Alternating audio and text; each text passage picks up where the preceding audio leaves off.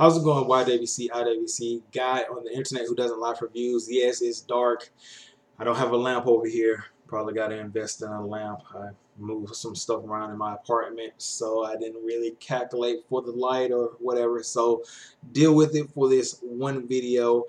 And you already know what I look like. But whatever. We're not here to talk about light. We're here to talk about Impact Wrestling for this week. And I know it's a late review. Whatever. I haven't put up really consistent videos for months now, so it doesn't even matter. Overall, my thoughts on the Impact were great main event. The main event match blew me out of my socks. I didn't even expect it to be that good, but the rest of the show felt,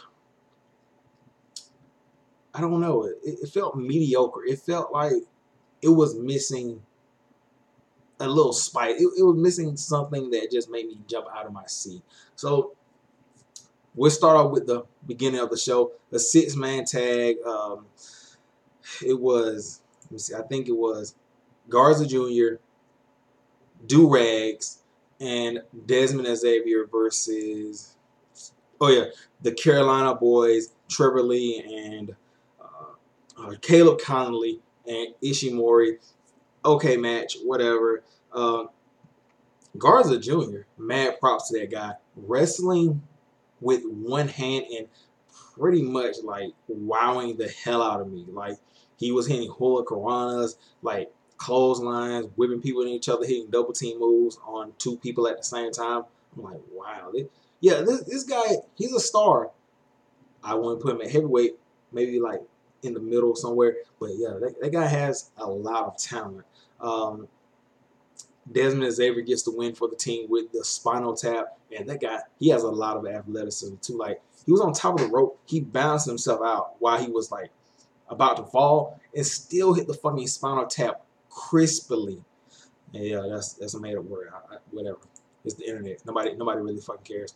Then you move on to EC3 versus Falaba. EC3 pretty much getting manhandled by Falaba, the fat.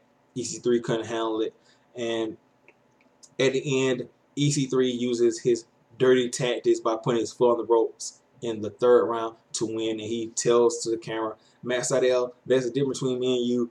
I do whatever it takes to win. So, fueling the flames of the Matt Sydal EC3 feud, and it was a pretty good showing from Falaba, who for some reason has gotten over as a face. I mean, I'm not going to question it, but to me, it just comes out of nowhere. I guess the different environment. Canadian Air turns OVE to heels and so forth and so on. Moving past that. Oh, yeah. OVE versus the Latin American Exchange. Sami Callihan, this guy, I hope that Impact keeps him around for Impact champion or global champion, whatever. This guy has it, especially now that he's kind of out of the shackles of WWE. Like, he had the shit before he went to WWE, but then after he left, it's like he turned it up a notch. He has the mic skills, the in-ring work, everything that you want in a champion. But then the match comes with OVE trying to go for the All-Seeing Eye. And something that kind of caught my eye is, like, last time they went for the All-Seeing Eye, it was Jake Chris, the skinny guy. He got on top of Sammy's shoulders, and then Dave held the guy up. This time they interchanged it, so it's not set on how they do it. It's like, I guess, obviously Jake, he might be able to hold up Callihan, but it's just kind of cool to me that it's interchangeable how they do that. Like, anybody can hit the cutter from the top. That's just really cool to me, in my opinion. But it doesn't happen. They kick out the legs of Sami Callihan and hit the, I think it was the Blockbuster or the Sweet Sweeper on the short Jake Chris, and get the pinfall 1, 2, 3 at the end.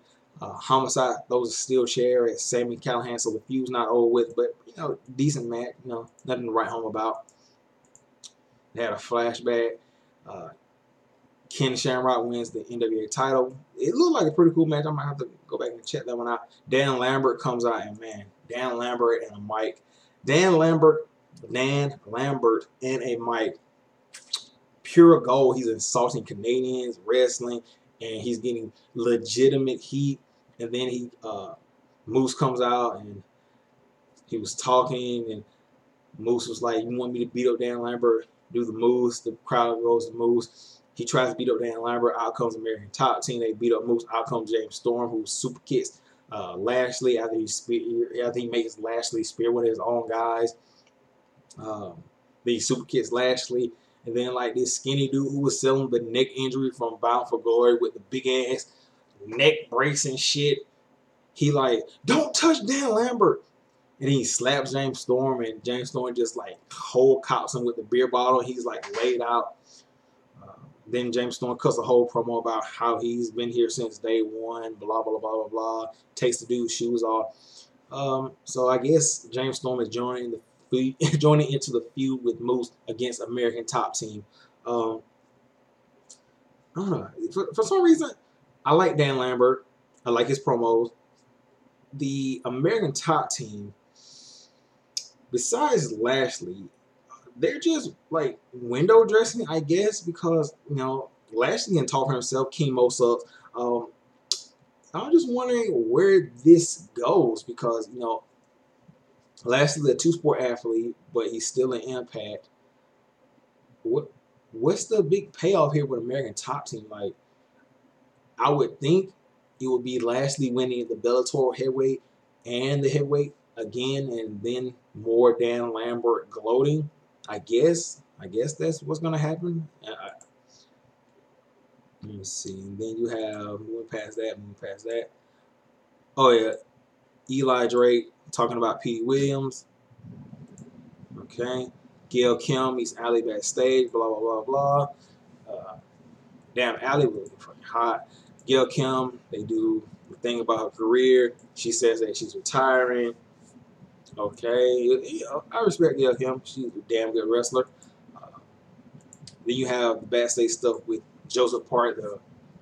Everybody sitting down to catering, and Joseph Park comes in. He's like, everybody leaves because he's a bitch or they hate him. And Joseph Park says, "Look, I'm sorry for what I did. I got control of a bitch now. Blah blah blah blah. Bitch did things to me and made me do stuff. Blah blah blah blah." And he says, "Grado, look, I'll make it up to you. Here's your visa." In comes a Mountie and said, "Hey, Grado, we're in Canada now, so you're still getting deported." High five Impact for continuity to the story. High five. So yeah, I guess is Grado fired? Is he not fired? Whatever. Jimmy Jacobs joins Josh Matthews for commentary. Look, Impact. The S Division needs a storyline. Jimmy Jacobs is a mastermind on the microphone. Put him in a feud. Let somebody win the S Division title off of Trevor Lee, a face. Then have him feud with Jimmy Jacobs. Jimmy Jacobs eventually wins the S Division title, and watch the ratings, or at least a decent storyline, happen and Impact with the S Division title. So main event, Eli Drake is challenged by the Canadian Destroyer, Petey Williams. And here's the thing about this match. They talk about, they kind of ruin it about saying, "Oh, nobody's kicked out of the Canadian Destroyer. Nobody's kicked out of it. And the thing about that is, they don't mention that Petey Williams, an S Division guy who has a lot of muscle, right? The guy is jacked, but he has a significant weight disadvantage compared to Eli Drake. So eventually in the match, Eli Drake gets hit with the Canadian Destroyer, and they're like, he kicked out. And nobody says like, "Oh, well, that probably was going to happen because Petey Williams never really faces heavyweights. And when he hits those on guys the same size, they're not probably going to kick out. So it doesn't have the same force as it should." And I just find it weird that they didn't bring it up, that S Division guy versus a heavyweight, and you know the power and the size has an effect on that. I just find that kind of weird. And you know, Petey Williams, after he hits that first Canadian Destroyer, he tries to go for it again and keeps going for it. Eventually, Eli Drake catches him with the Gravy Train, 1, 2, 3. Also, Eli Drake.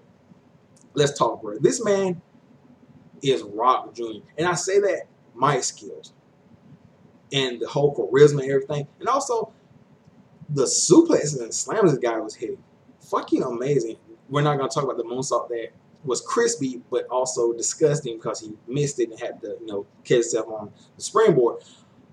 He was like hitting like all these weird angled suplexes, like the one he threw Petey Williams up in the air and like slammed her down, and the Skylord slam, and then like it was like a catch and then like a throwback reverse. I don't know what the fuck this guy was doing, but it was cool as shit. There's some cool ass fucking slams, and then he hit like he ran to the corner, hit a springboard, jumped behind Petey, and hit a power slam.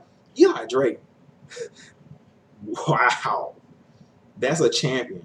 Anyway, like I said, main event blew me away. Petey Williams, yeah, he proved himself as a main event guy, in my opinion. Eli Drake still on top of the mountain. And like I said, the rest of the show, whatever. But if you're one of those people, I don't like Impact, whatever, watch the Petey Williams Eli Drake match. You will not be disappointed. So I'm gonna get out of here. Got stuff to do. And I'll catch you guys later. Peace out.